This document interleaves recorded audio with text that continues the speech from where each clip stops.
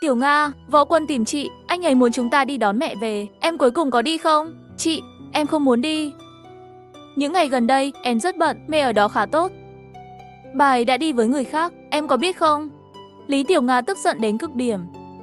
Lý Tĩnh, chị rõ ràng biết Võ Quân có vợ có con, chị vẫn còn ở bên anh ấy. Chỉ có việc này. Lý Tĩnh bị em gái chế giễu và chê cười. Cô ấy có ý định leo lên tầng cao. Một năm qua đi một năm, làm sao sống trở thành hình ảnh mà bản thân ghét nhất. Chị, nghe lời em được không? Chị hãy chia tay với Võ Quân đi, chị và anh ấy không có tương lai. Lý Tĩnh nhìn chằm chằm vào khuôn mặt em gái, hít một hơi thật sâu. Được rồi, chờ đón mẹ rồi về quê. Trồng cây là trồng cây, chúng ta làm việc sạch sẽ. Đừng liên quan đến những rắc rối này nữa. Trong lòng Tiểu Nga có một cảm giác khó chịu. Chị ơi, em... Ông chủ Võ nói để em mở cửa hàng kiếm tiền lớn. Việc em quay về quê bây giờ là không thể. Trong đầu Lý Tĩnh, một tia sét vụt qua, cơ thể lắc lư, suýt ngã. Chị đã biết anh ấy lừa dối chị. Anh ấy còn muốn lừa dối em.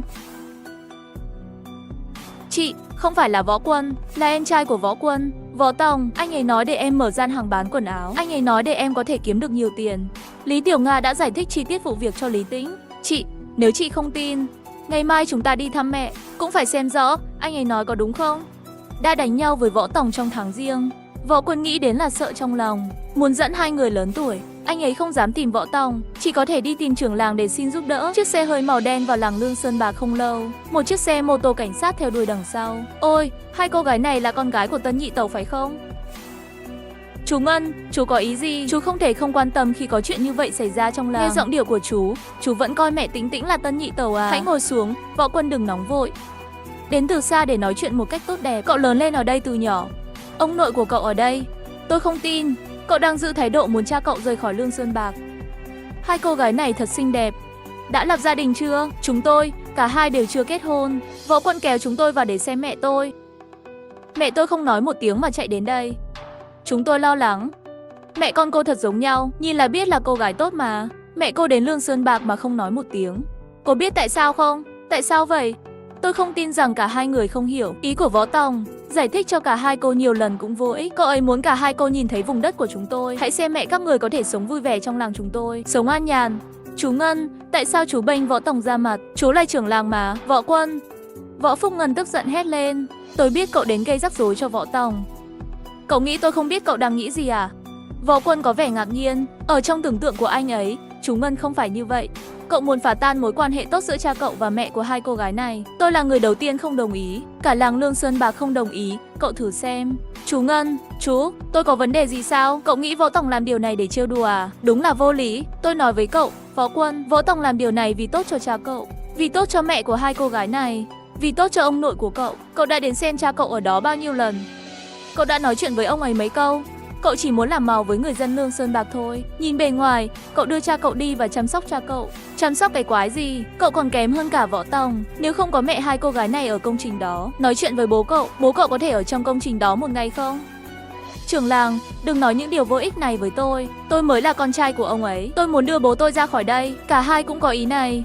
Lý Tĩnh, Lý Tiểu Nga, hai cô giải thích với trưởng làng của chúng tôi. Hai người không đồng ý, làm sao có thể không thông báo cho con cái một tiếng. Đã bỏ đi với người khác, có mất mặt không? Lý Tĩnh đầu óc rền lên, nhấc mắt lên một cái. Nhìn chằm chằm vào Võ Quân, kinh ngạc không thể nói lên lời. Mẹ tôi theo bố anh mà bỏ đi là mất mặt. Ý của anh là tôi cũng mất mặt trong hơn một năm này với anh. Anh cuối cùng đã nói thật. Võ Quân, anh nói mẹ tôi mất mặt.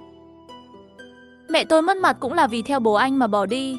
Võ Quân, cậu đang nói nhảm gì vậy? Võ Đại Lang đã ly hôn, Lý Quế Hoa là góa phụ, cả hai sống cùng nhau ở Lương Sơn Bạc. Tại sao lại nói bỏ đi với người khác? Mất mặt gia đình nào? Cô đang khóc gì? Tôi không hiểu nổi các cô, mọi chuyện tốt đẹp.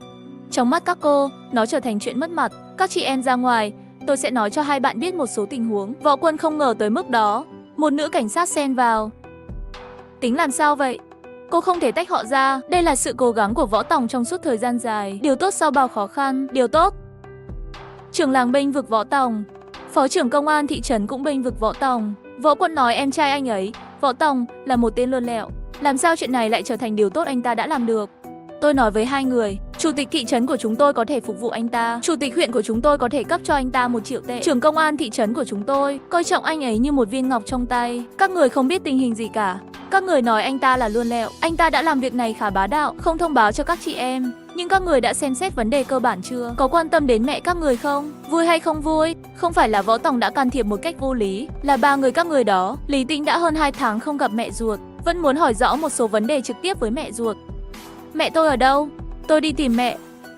Được, tôi sẽ đưa hai người đi. Mẹ cô ở vườn rau tự trồng ở Vịnh Đồng Giác, làm việc cùng Võ Tòng và những người khác. Một chiếc máy cày xoay vòng đi qua lại. Cày lên rộng 2 thước, đất tơi xốp. Màu sắc khác biệt rõ rệt so với những nơi chưa được cày. Lý Tĩnh hít mạnh một hơi qua mũi, mùi đất quen thuộc. Hương vị cuộc sống khi còn nhỏ. Thím hai, nghỉ chút đi. Thím hai, chúng ta về nhà nấu cơm. Đến giờ rồi. Liên, không cần vội, làm thêm một chút nữa. Nhìn kia, anh chàng đang điều khiển máy cày sai. Đúng là tên đồ tể mồm của cả hai người. Đừng nói anh ta thật là lười biếng.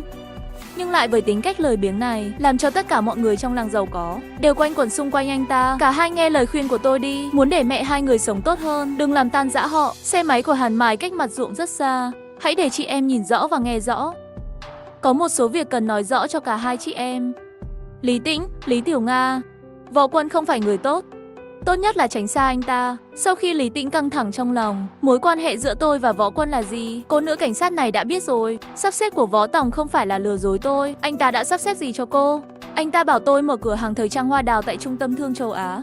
Anh ta nói tôi có thể kiếm 1 vạn tệ trong 3 tháng tới. Vì vậy, tôi đã từ bỏ công việc cũ, vừa mới dọn dẹp khu vực đó. Mẹ tôi lại làm chuyện như vậy. Tôi đã nghĩ rằng anh ta đang lừa dối tôi. Anh ta bảo bạn kiếm 1 vạn trong 3 tháng. Đúng như vậy. Nhưng Võ Quân nói anh ta đang lừa tôi, đừng để tôi bị lừa. Hắn Mai trở lại với sự ghen tị và khinh thường. Võ Quân biết cái gì đâu. Chàng trai này cho cô kiếm 1 vạn trong 3 tháng. Vậy là cô đang coi thường anh ta rồi. Anh ta có thể giúp cô kiếm 1 vạn trong 1 tháng. Cả hai chị em hãy tận dụng cơ hội. Hãy đi theo bước chân của anh ta. Anh ta có thể giúp cả hai người kiếm 10 vạn. Lý Tiểu Nga trông ngạc nhiên. Cô là một quan chức, đừng đùa với tôi về chuyện này. Chị... chị nghe thấy rồi. Tình hình mà cô ấy nghe được hoàn toàn trái ngược với những gì Võ Quân nói. Trưởng làng không thể lừa dối được chứ nhỉ? Nhưng Võ Quân suốt ngày đâm chọt. Mẹ cậu ta đã bỏ đi với người khác, chỉ là câu nói của Võ Quân lúc nãy. Mỗi câu nói của Võ Quân trong những ngày qua đều là lời nói dối. Tuy nhiên, Võ Tòng chưa từng gặp Lý Tĩnh, nhìn một cái là biết cô ấy là Lý Tĩnh. Chú hai, thím hai, hai cô gái đến tìm các người. Lý Quế Hoa thẳng lưng, ôm một chùm lá bắp cải từ trong đất lên. Đi từng bước một chắc chắn. Mẹ. Nước mắt chảy trên khuôn mặt. Tiểu Nga, Tĩnh Tĩnh, đúng là mẹ không đúng, mẹ không nên lặng lẽ rời đi. Mẹ, ít nhất cũng nên nói một tiếng. Con và chị không biết gì cả. Để người ta nhìn thấy chúng ta như một trò cười. Tiểu Nga ôm mẹ mình, bỗng nhiên khóc nhẹ nhẹ. Lý Tĩnh quay đầu đi 2 bước về phía trước, ngồi xuống và lấy một nắm đất ẩm. Mạnh mẽ hít một hơi. Thật thơm. Trên mảnh đất này, Lý Tĩnh hãy trồng một vụ dưa hấu lớn nhất và ngọt nhất. Trồng một vụ cải trắng mùa thu, rau cải lớn nhất và ngọt nhất. Mùa xuân năm sau sẽ là vụ lúa mì mùa hè, lúa mì ngon nhất và ngọt nhất. Lý Tĩnh quay đầu và nhẹ nhàng mỉm cười với Võ Tòng. Mẹ, cả con và Tiểu Nga đều đói rồi, con muốn ăn mì mà mẹ nấu. Tĩnh Tĩnh, mẹ sẽ nấu mì cho con. Võ Tòng hít một hơi dài. Chú hai, thím hai và Liên lên xe về nhà nấu cơm được rồi. Một đoàn người vừa đến cửa nhà Võ Tòng. Võ Quân cũng đến kịp. Cha, hôm nay con đến đón cha, cha có đi không? Quân tử, chúng ta nói chuyện trong nhà. Đứng ở đây và la hét như thế, làm cho người trong làng nghe thấy trò cười. Cha đã lén dẫn mẹ người ta đến đây. Người trong làng không chế nhạo cha sao? Anh Quân, anh hiểu lầm rồi. Chiều hôm qua, người ở Lương Sơn Bạc đã đánh trống, đánh chiêng và phóng pháo tại cổng làng, chào mừng chú hai đón thím hai về nhà. Toàn bộ người trong làng Lương Sơn Bạc chúc mừng chú hai và thím hai. Làm sao anh có thể nói chuyện cười với dân làng về chú hai? Tình hình hôm qua, Kim Liên đã nói chi tiết cho hai chị em nghe một lần nữa. Lý Tĩnh, đi thôi, em đưa mẹ em đi. Lý Tiểu Nga nắm chặt cánh tay mẹ ruột. Lý Tĩnh nhìn lạnh lùng. Võ Quân càng tức giận và tuyệt vọng hơn, cho thấy anh ta càng hoảng sợ trong lòng. Anh Quân vừa hét vào mặt tôi, lại hét lớn vào mặt chú tôi, còn hét lớn vào hai em gái tôi. Muốn làm gì? Anh muốn làm cản ngay trước cửa nhà tôi à?